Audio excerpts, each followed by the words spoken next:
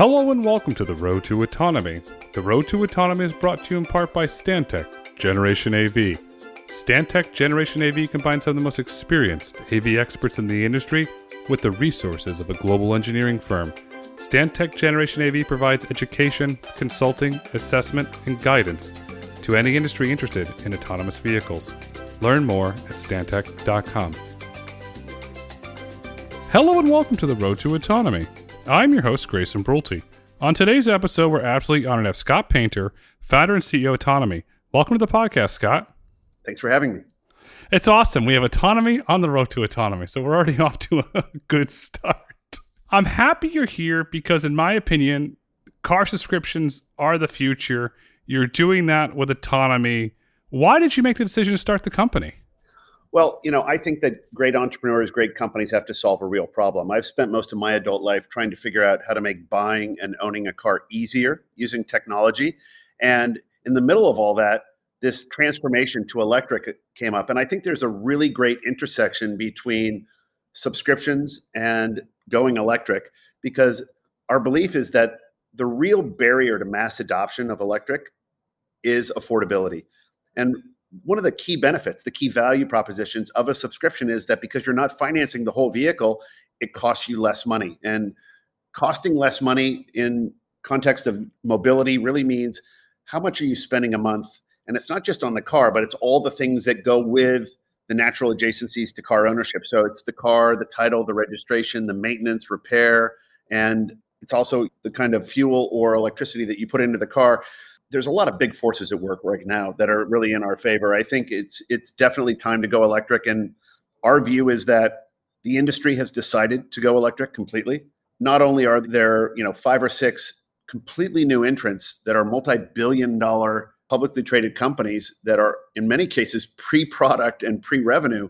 You've got every single OEM that makes cars as an incumbent saying they're going all in on electric. They're not just saying we're going to make 1 or 2 electric cars. They're saying they're getting out of the internal combustion engine business entirely. That's a really big sea change in terms of where the industry is headed. And I think consumers have also sort of come to the table and said, we want to drive electric.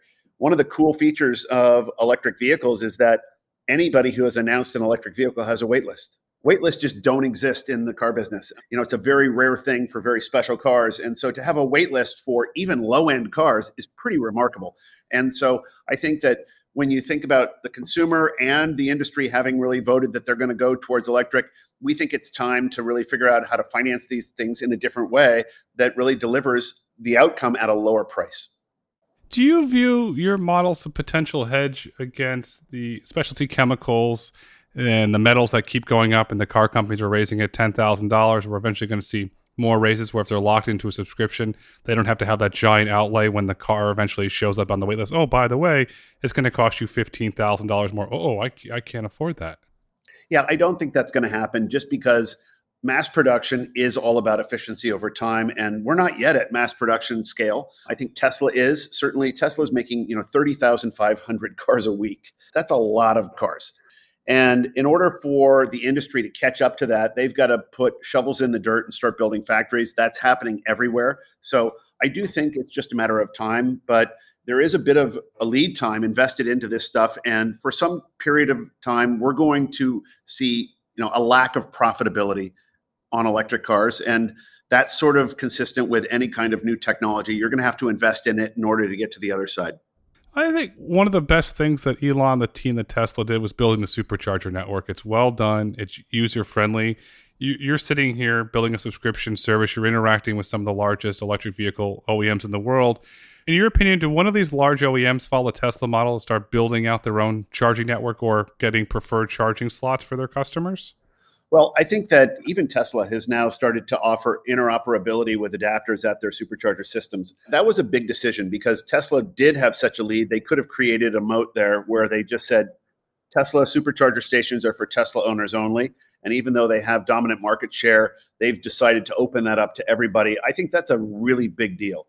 I don't think that anybody is going to get away with building proprietary charging systems or charging networks. I think that there's going to be a lot of movement against that. Certainly, they won't get any kind of federal money or any kind of government money as a subsidy to do that.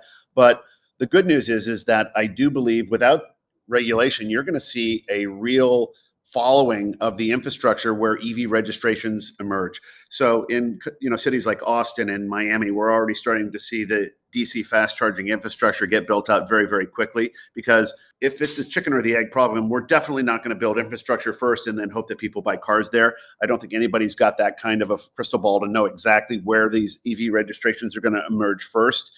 But there is no question that there are definitely cities, counties, and areas of the country that are definitely more into EVs than others. California, by way of example, is 10 times more likely to sell an EV than any other state in the country.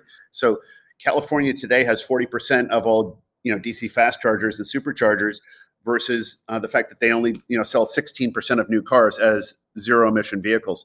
So I think that charging infrastructure is going to happen pretty quickly, and I think that the capitalist system is going to be a good indicator of how to get there. I don't think anybody's going to really lean into building proprietary networks, nor is that really efficient. Density is really what matters, and having the ability to get charged anywhere is going to be helpful to everybody. All boats rise in that tide.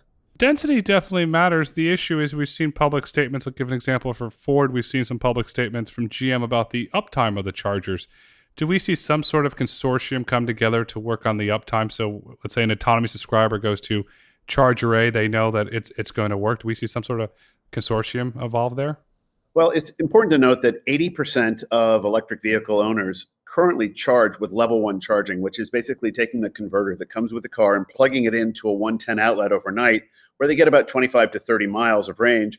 The average electric car is only driven 25 to 30 miles a day. So with a 250-mile total range on the average battery, up to 300 miles on many now, you've got a situation where you could be driving the car all week, not necessarily catching up, and then catch up over the weekend and just not be driving the car every single day. But I think level 1 charging is sufficient for the majority of current electric vehicle owners. We've had these announcements here in California that we're going to go ahead and enforce, from a regulation point of view, that we go to zero emission vehicles 100% by 2035. And there's a series of gates along the way. We're going to go from nearly 40% in 2026 to 70% in 2030, all the way up to 100% by 2035. I just don't think that that's necessary in any capacity. But as we do that, you're certainly going to have additional infrastructure put in. But 2 days after we make that announcement, the governor's office says we're going to have rolling blackouts, so we'd like to have EV owners not plug in their cars, which is really just more fear-based myth than anything else. If you are a level 1 charger, you're charging on a 110 outlet. The 110 outlet is the governor on how much you can get out of the system. It's no more power than a hairdryer. So, we might as well tell people not to use any of their other appliances from peak hours. I think the real issue with utilization is if somebody's got level 2 charging at home, 220 volt, then they should definitely, pitch in and not, lean on the system during peak hours. But if you go to a DC fast charging system, all of those are coupled with a battery array. They're smart charging at night during non-peak hours anyways. And if you go and get your car fast charged, 250 miles of range in under 1 hour, you're not putting any load on the grid. None. Because you're getting charged with a battery array system, and that's taking it out of the equation. So I think that there's a lot of misinformation out there. We do not have a problem where if we all of a sudden all switched over to electric tomorrow, that the grid would somehow not be able to handle charging up all of our cars. That is a theoretical problem, not a real problem. You're doing a really good job of demystifying a fact from fiction. You mentioned 25 to 30 miles a day driven on an EV. You mentioned the facts around the energy grid. Are these headlines leading to range anxiety? And then with the fact that you point out with the miles driven to, no, I have to have 400 miles. Is that a hiccup to getting more consumers to adopt electric, not knowing the facts, just misleading headlines? Yeah, I think that there's a lot of fear about range anxiety, charging infrastructure, battery life. All of those things are certainly concerns for people who are thinking about going electric. It certainly helps a business like ours because we give you a low commitment way to test out whether or not going electric is good for you and whether or not it can fit into your lifestyle. But I remember back in 2010 when Tesla was just getting started, there was so much fear about range anxiety and where you were going to charge that you would have thought that the on-ramps to every freeway were going to be clogged with Tesla owners running out of juice. And that just obviously did not happen. These are smart cars. They know when they're running low. They tell you where to go. I think the first generation Roadsters were probably the only things that really didn't have enough intelligence in them to tell you where to go to get charged. I was one of those first early customers, and I bricked my car a couple of times. But after that, I think that these vehicles today are very, very looped in. They're all 5G connected cars. All of the cars in our fleet, for example, tell us where they are every day, how they're being driven, what their mileage is. We get the latitude, the longitude. And so not only are we able to do that, but we're able to value the fleet in real time. From a fleet management point of view, it's absolutely groundbreaking. But what it also opens up is the ability to offer products that have never been available before. So, for example, because we own all these cars and because we have all this information coming back from the car, we are able to offer time-based episodic insurance. And what I mean by that is you don't want to pay for auto insurance, which is about 25% of the cost of mobility in general. Don't drive the car. If you drive the car, we're going to charge you $3, $5, or $7 a day, depending on your level of risk. But all of that's going to be built into the app. So you'll be able to just say, you know what, if I just want to back off and not drive the car for 3 or 4 days, or if you're going to go on vacation and you don't want to worry about insurance, if we know that car is stationary, basically our insurance policy goes to comp and collision only, no liability coverage because the car's not being driven. The car gets moved. As soon as it gets moved, it notifies us. We go ahead and enforce the policy. We cover the car with liability coverage at a low daily rate. And even though that might be on a rateable basis, an expensive insurance policy, it's very accessible. You don't have to put up an annual premium to be able to get auto insurance. We're already offering month-to-month auto insurance, which is very consistent with a month-to-month flexible subscription. But as we move on to the daily auto insurance policy that's going to be embedded into the app, I think all of those things are possible just because these cars are fully connected autonomous cars. The cars are smart. The big question is, how did you get the underwriters to go for that? Well, a lot of these things require taking a little bit of risk. So the way that we're doing the daily auto insurance is we're operating as a captive and then we're reinsuring that risk. So we're having to show everybody that it's going to work in the first place. But the month-to-month auto insurance is actually a product that's being underwritten by Liberty Mutual. We operate as an MGA, so we are a broker effectively in that transaction, but it's embedded into our product right in the app. So when you get a subscription from Autonomy, we now offer the insurance embedded for our month-to-month auto insurance. There's history on your side. If we go back to the early days of steam boilers, that's how Hartford steam boilers started. They were the only ones to insure it. Now they're owned by Munich Re. You laid out several of the benefits for the subscription service to a listener said, okay, Scott, this is interesting. I like the way the insurance works. I like the fact that the vehicle has connectivities. In my opinion, they're smart. How would you explain the benefits compared to a traditional lease for autonomy? Well, let's just start with affordability. We're about 15% cheaper than a traditional lease, but to get a traditional lease on a new Tesla Model 3 or any new car, really, you have to have a credit score in excess of 720. We will get you in the car with a credit score all the way down to 640. So it's just a completely different customer cohort. And what we're really focused on is giving people the ability to get flexible access to mobility without having to necessarily go into debt. And so when you get a traditional Tesla Model 3 lease, not only do you have to have good credit, but you do have to commit to a 36-month term.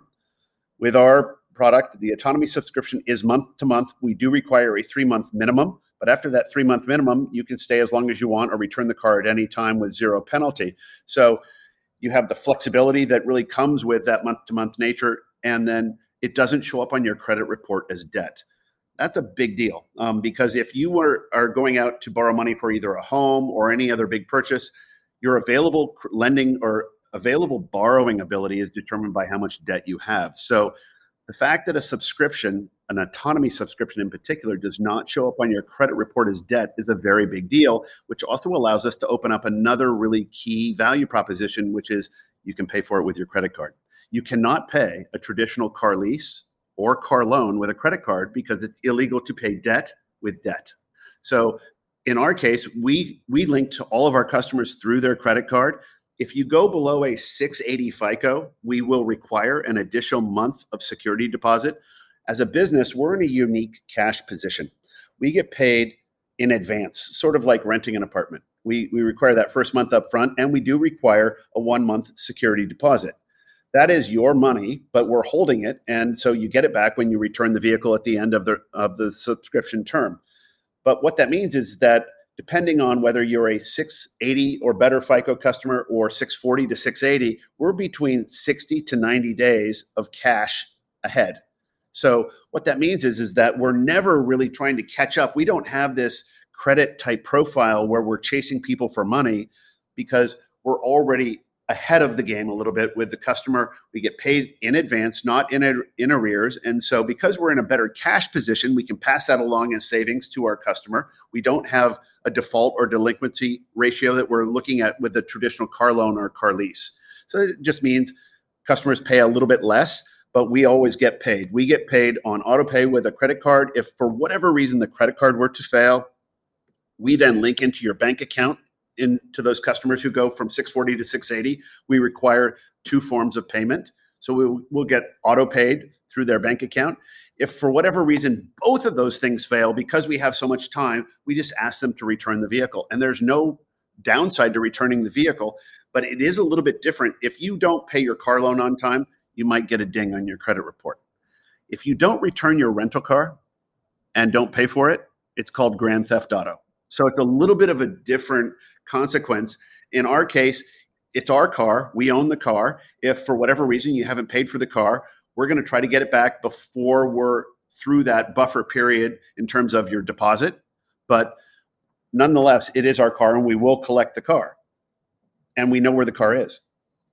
I'm going to dive into some of the economics here. So the Chairman Powell and the Federal Reserve, they're probably going to see another 75 basis point interest rate hike. So you're sitting on that cash is very good for your deposits there. And then I was going through the Bloomberg terminal today and starting to see consumer credit card debt is starting to go up. And Christine Lagarde, the EU Central Bank today, made comments about Europeans' credit card debt going up. So you 640 to 680 credit score. Why was that chosen as the baseline? Was there a metric where you said historically or average that this person has X amount of available credit, or how did you arrive at that credit score number? I think it's really just studying a lot of behavior. The founding team here at Autonomy was also the founding team at a company called Fair. Fair was the first used vehicle subscription business here in the US. We learned a lot about customer behavior by rolling nearly 100,000 subscribers over the first 2 years of that business's life cycle. And really studying different credit scores is one way of understanding outcomes, but we do something very different from most auto lenders. We use insurability as a filter for who gets a car. So for example, when you install the app, we ask you to scan your driver's license. We're not only doing a soft credit pull to understand your credit score and then model your income, but we're also looking at whether or not you've had a reckless driving history, a suspended driver's license, a DUI, or a felony arrest. Any of those things would be a knockout for getting a car. And just by curtailing our exposure to that audience of customers, we're able to really get better outcomes. The goal here is to have dramatically better outcomes than a traditional auto lender or auto lessor. We just don't want to have bad debt on the books. We want to see good quality revenue coming in. And as long as we got people who are treating the product nicely and treating the asset nicely, then we're going to have a good outcome. So that's really what drives our business. And you would think from, let's say, over a 720, let's say you have let's use a customer call Mr. Bob has a 790. He takes a lot of pride in this. You charge his credit card every month. Are you seeing the individuals like him taking a lot of pride and saying, hey, this is a better financial deal for me. I have the credit. I have the cash. Why do I want to pay this big down payment and get locked into 3 years? Are you seeing customers like that flock to your service? Well, we have a really interesting feature that allows you to select your monthly payment. And when you choose a higher monthly payment, it brings down your start fee. The start fee in a subscription is basically the equivalent of a down payment or a cap cost reduction in a traditional lease. You can start with us for $490 a month and $5,900 to start. So it's a high start fee, low monthly. Or you can dial your monthly payment any number up to $1,000 a month, and it brings your start fee down to $1,000 a month. What we're starting to see is that the customers who choose the $1,000 a month payment, which is a little bit higher monthly, tend to have a little bit higher credit, more liquidity, and more income. And is that overall a better customer for you? It really depends on how long they're going to hold the car. So we do not require a commitment of greater than 3 months. So if a customer who's paying us $1,000 a month stays with us for 2 or 3 years, yes, the answer is that's a better customer for us because we have a higher contribution margin over time. If that customer stays with us for a shorter period of time, it's less advantageous to us and better for them. So there is a trade-off, but we're starting to study all of that kind of behavior and those survival curves. It stands to reason that somebody who's put up $5,900 is going to stay with the car a little bit longer because they got more skin in the game. So the answer is we're pretty early in seeing how that all pans out. What we did learn at FAIR is that if people are in a car and they like their monthly payment, they tend to stay in the car for 2 to 3 years. Wow.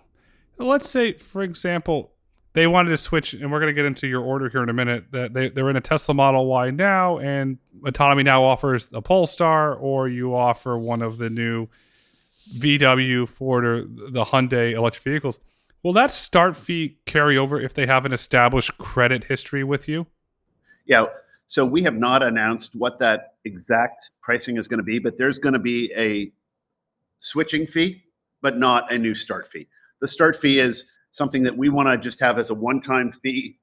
Once you're a subscriber with us, we want you to be able to go from car to car without having any kind of a penalty.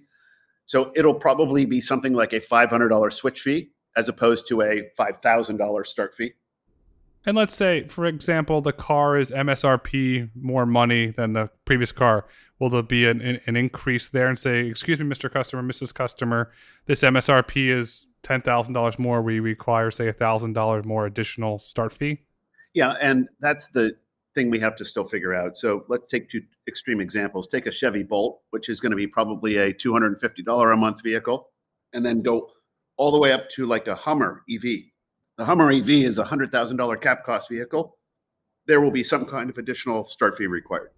That's fair. How did you arrive at the 3-month minimum term? Was it just the economics made sense? Actually, it's about understanding auto regulation and how to comply. So there is a federal law called Regulation M.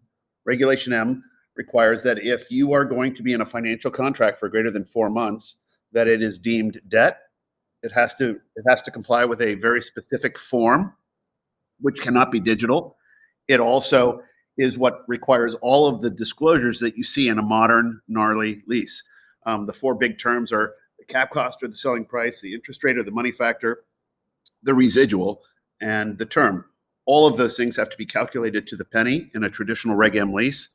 But because we do not have a 4-month commitment, we've navigated that compliance issue, and therefore we do not have to disclose any of those things. So that's why it's a lot easier. The contract can be completely digital. We are able to do everything on your cell phone, as opposed to having any kind of offline paperwork, and there's no complication. It's just we show you the monthly payment, and that's a big part of the innovation here. You're eliminating friction. You're making it a fun experience and having to sit down with a dealer. And you're right, the carbon paper, the pink and the yellow, and you have to read this whole thing. It's like we're in 2022. What is this? It's so unnecessary. I think that the things we care about in terms of making the customer experience easier, faster, and cheaper really are what drove the decisions around the contract and how we navigate that contract. This is a contract that works in all 50 states. In 6 states, it actually rides on top of rental law. In the other states, it rides on top of lease law. But rental, leasing, and subscriptions are all synonyms in that the driver doesn't own the car. Currently, Autonomy is based in California. With the legal regulatory environment that you just laid out, will you expand into the 49 other states or perhaps the continental 48 states? Absolutely. Plan is to not just expand in the U.S., but to other countries as well. I mean, everywhere where auto finance and leasing is available is where we're intending to go. The Autonomy brand is a global brand. We own the subdomains in about 26 different countries, and the intention is to use Autonomy everywhere. So listeners sitting here saying, okay, vehicle subscriptions, they've happened before. You had Book by Cadillac, Porsche tried it in the past. Then they're thinking, why is this time different? Is it just your comprehensive understanding? Because I was involved with those 2 projects and there was not one individual on either one of those teams that has the comprehension that you've explained during this recording so far. Well, I think that, being a pioneer in the subscription space, we definitely learned a lot of lessons at Fair. But it's really this intersection between subscriptions, which is just a remarkable business model. Recurring revenue from customers is very, very powerful as a business model versus just a one-time manufacture and sale of a thing. So if you think about really what is changing in the car business, I think this idea of having a customer for life is very powerful. Better asset utilization is what you unlock with having an electric vehicle. They cost less to maintain. They can run longer over a longer period of time with less maintenance required. So there's just a lot of inherent built-in benefits. But no matter how you slice it, electric cars cost more than internal combustion engine cars. But there's a really powerful driver to all of this, which is at the core of why this particular team and what we're doing at Autonomy really works. And that is the market that determines the future value of a car is the used car market 3 years from now. And the factory that makes used cars is the new car market 3 years ago, right? The new car factory 3 years ago. So we know exactly how many cars are out there. On American roads, you've got 300 million non-electric cars. On planet Earth, you've got 1.6 billion non-electric cars. And it doesn't matter whether you believe McKinsey, PwC, Bain, pick your favorite consulting firm. Just look at what's going to happen in California. If we go to 40% zero emission vehicles by 2026, you're talking about in the state of California alone, over 1 million vehicles a year being sold as electric vehicles. If we were to do that in the US, you're talking about close to 6 or 7 million vehicles a year. We're currently making less than 1 million electric vehicles a year in total. So we are definitely moving to a future state where we're going to have a higher volume of new electric cars coming into the market, which will also predict exactly how many used electric cars we're going to have coming to market down the road. That setup is basically that we will have structural scarcity for used electric cars. And as an asset, we believe that's the bet we're making. It's a good asset to own because it will effectively depreciate more slowly than traditional internal combustion engine cars because there will not be enough of them in that market. It was very, very easy to predict, for example, in 2009, when the car market contracted from 16 million cars a year in the US down to 9 million cars, that there was going to be a shortage of late model used cars in 2010, 11, 12, 13, and 14. And in fact, lessors and captive finance companies started to set residuals very high to bring down the cost of getting into a car. And for the first time, we saw leases become available for the Toyota Camry, the Honda Accord, the Ford F-150. Those leases doubled the penetration of leasing in general. Leasing from 2009 to 2015 went from about 18% penetration to almost 40% penetration. So leasing more than doubled in terms of popularity in that period of time, because what leasing really offers is more car for less money because you're not financing the whole car. The way that you do that is you understand that a lease formula is a combination of selling price, future value, term, and interest rate. And if the future value is going to be higher going into a supply constrained market, you bring your monthly payment way down. And that's really what happened in 2009. The cost of a new car came down as a monthly payment. And what we saw is that these cars came back into supply constrained markets where there were just simply not enough used cars. And that was a good bet. We are seeing that on a mega scale with respect to electric cars. You're simply not going to have enough electric used cars over the next 5 to 10 years. And therefore, those used cars will be very precious. They'll hold their value. And what we do feel is that electric car manufacturing has proven the durability, reliability of these cars 5, 6, 7, 8 years out. And now all the cars that we are buying come with a full 8-year bumper-to-bumper warranty and a battery warranty. So we feel very confident that we can hold that car for up to a total of 8 years and keep it in service. You're 100% right about the constraints in the used EV market. We're seeing it.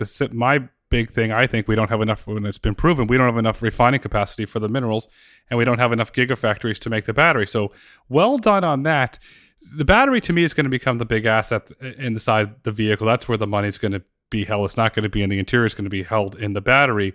Are you doing real-time battery health monitoring to ensure that battery is holding its value as you get eventually ready to go into the secondary market?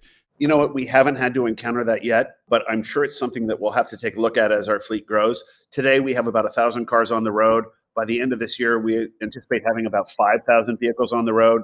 By the end of 2023, over 25,000 vehicles on the road. So there certainly will be, I'm sure, a lot of focus on the value of the asset and how we're, sort of mark to marketing that overall fleet value. That's going to include battery life and battery health.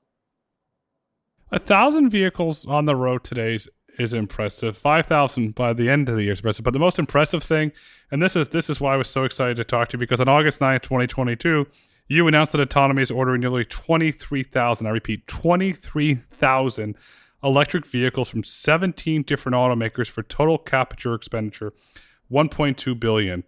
Putting it into context, that was 1.2% of the projected U.S. electric vehicle production through 2022. We feel that if we don't place that order, we're not going to be able to get access to supply. And what we're already learning is that not all car companies are at the same place in this race. Some are very, very ready to start delivering cars. Others who you would think would be ready are not. And so we're going to be very dynamic about that order, where we have played, for example, when we first placed our order, we ordered 8,300 Teslas out of 23,000 total cars. Tesla has much higher market share. The conversation that we've been having with Tesla is why we under-indexed them on the order. The reality is that we're willing to be very flexible and flex up with Tesla and move over our order from one manufacturer to another, depending on timeline. But we've just come to the table with everybody saying, tell us what you can deliver. And we've been surprised to hear that some of these manufacturers are ready to deliver right away, and others are going to be 3-6 months out, and others are going to be 2-3 years out. I had an Uber driver the other day, and the gentleman was telling me he ordered a Tesla Model 3 long range. It came in the same day as Mach 3 came in, and he was able to get $5,000 more for the Model 3 that he paid for. And he told the Ford dealer, well, what are you going to do?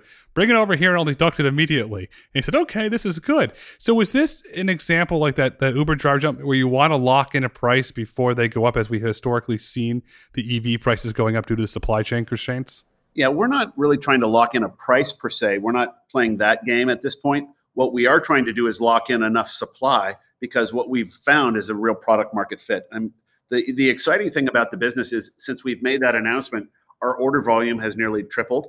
And we've seen customers coming to the table saying, yes, I want these cars. And thank God we're putting in the order and we're going to be able to have cars. But we have right now the pleasant headache of a wait list for subscriptions. And you never want to tell people that you can't satisfy them right away, but I would rather have more customers than I have cars than a whole bunch of cars with no customers. That's what you want to be. And is that the demand of your customers that are sitting there on the wait list? Is that why you diversified away from Tesla and placed orders with GM, VW, Ford? Yes, absolutely. We are going to be trying to feed that beast as much as possible over the next year to 2 years. And we don't know how big the demand curve is, but right now, what we do know is that we're walking into a market where we've put up a product market fit that is being really well received. It's definitely resonating with customers, and we are just scrambling to get more supply. And it's going to be that way for a minute. It's a good place to be. And from a business perspective, how do you envision this business scaling? Will you add on new services or new offerings as you eventually scale up? Yeah, there's really 3 areas for us to grow. One is obviously the product line. So expand into other products just beyond Tesla. So get into, the whole GM product line, whether it's the Cadillac Lyriq, the Corvette, the Hummer EV, but also the Silverado, the Equinox, the Blazer. Get into Ford's product line, Audi, Mercedes. The Koreans are shockingly more capable than most people think to roll out real volume here with Hyundai and Kia. They've got great product as well. So I think that product is one area to expand. Geography is the second way for us to expand. We've announced a partnership with AutoNation. AutoNation is the largest national retailer in the United States. They've got 309 dealer points of presence, and that means that you can get to an autonomy subscription within 10 miles of pretty much every American. That's a big deal. That means we also don't have to expand our footprint by investing in CapEx and brick and mortar. We've got the ability to expand using, and I think this is a really great example of the hybrid approach to future auto retail. Everybody's wondering, how is auto retail going to look going forward? I think that subscriptions are going to be a big part of the equation, but in our case, we would much rather partner than invest in that kind of replicating that kind of infrastructure. Not only are they going to be there to activate our subscriptions, but they'll also be there to serve our subscribers while in subscription with maintenance, repair. If the car gets damaged in any way, they have reconditioning facilities. They can get the cars back in and out of service. They can also help us to defleet and fleet in cars as they come into service. So that's a big deal and a big partnership. The third way for us to grow is to get into other products. We've announced a new month-to-month insurance product with Liberty Mutual. That's now part of the integrated offering at Autonomy, so you don't have to go out and get your own insurance. When we first launched, we said, just like any other lessor, you have to put our car on your insurance policy. Whereas today, we now sell a month-to-month auto insurance policy that precludes you from having to go and get your own insurance and pay an annual premium. Where we're headed, like I alluded to at the beginning of the podcast, is day-to-day auto insurance, where you pay only on the days that you drive the car. That is where we want to be by the first quarter of next year. We can't wait to welcome you there. AutoNation's based in Fort Lauderdale, Florida. You're looking to expand geography. Here's an open pitch. Please come open up in Florida. One of your partners here, so we'd love to welcome Autonomy to Florida. Scott, putting this all together, in your opinion, what is the future of electric vehicle subscriptions? Well, I think that the future of electric vehicles and subscriptions are really tied together. It's sort of a perfect marriage in the sense that because they cost more, if you're going to make something that costs more inherently as a capital cost, you just finance it a different way. And I think subscriptions really are a modern auto finance tool. And I think they're going to emerge as the dominant way that people are going to finance access to electric vehicles. And what we really believe is that affordability is the gating item to mass adoption of electric. And what I mean by that in very simple terms is it's going to need to cost less to drive electric than it costs to drive an internal combustion engine vehicle. And there's two sort of layers to that. One is, what does it cost you on a monthly basis to get access to the vehicle? And then second, what does it cost you to fuel it or drive it? Right now, the big forces at work, where gas goes above $6 a gallon, the average consumer is driving a vehicle that gets 20 miles to the gallon and drives 1,000 miles a month. That means they're putting about $4,000 into their tank every year versus putting $400 into their electric bill. So you're already at a state where you could be driving electric for 1/10 of what it costs to drive an internal combustion engine vehicle. That's going to matter a lot to people who are driving trucks, for example. I think the F-150 is absolutely going to be just a very powerful economic alternative for everybody who's driving a pickup. But certainly what we're seeing with Autonomy and what we're doing with subscriptions is going to become more popular across the board. I think it's going to happen at the OEM level. I think it's going to happen in the aftermarket. I think ultimately where this goes for us is we just really are students of how that used electric vehicle market is going to emerge. There's going to be structural scarcity for at least a decade or more, which is, I think, really good news for everybody who wants to get into this business. There's going to be a lot of innovation, a lot of great choices as a consumer. What you've described, and thank you for the masterclass on electric vehicles during this conversation, is the future. Consumers do not want friction. They want a really great experience. They want affordability, and they want reliability. And that's what you're offering at Autonomy. And as we look to wrap up this insightful conversation, what would you like our listeners to take away with them today? Yeah, I think that if you're thinking about going electric, now's the time. It's definitely more affordable. And I think that you'll find that the range anxiety issues and the charging infrastructure issues are largely fear-based and not real. But everybody that I know that's driving an electric car is loving it. And I get asked all the time, what I drive. And, at this point, the fact that we've got nearly 1,000 electric vehicles, we couldn't be more committed to this path. We really love it. And I think that, if you look at just the raving reviews that we're getting, it's not like people are liking it. They really are just passionate fans of what we're doing. Passionate fans are great. In my opinion, that's one of the reasons why Tesla became what Tesla is today, is because the individuals that love the vehicles. As Scott says, go electric. In my what I say, subscribe to Autonomy, because the future is bright, the future is autonomous, the future is autonomy. Scott, thank you so much for coming on the Road to Autonomy today. Great. Thanks for having me. Oh, thank you. Bye-bye. Thank you for listening to the Road to Autonomy podcast. If you've enjoyed listening, please rate, review, and subscribe on your favorite podcast platform. Want to get in touch?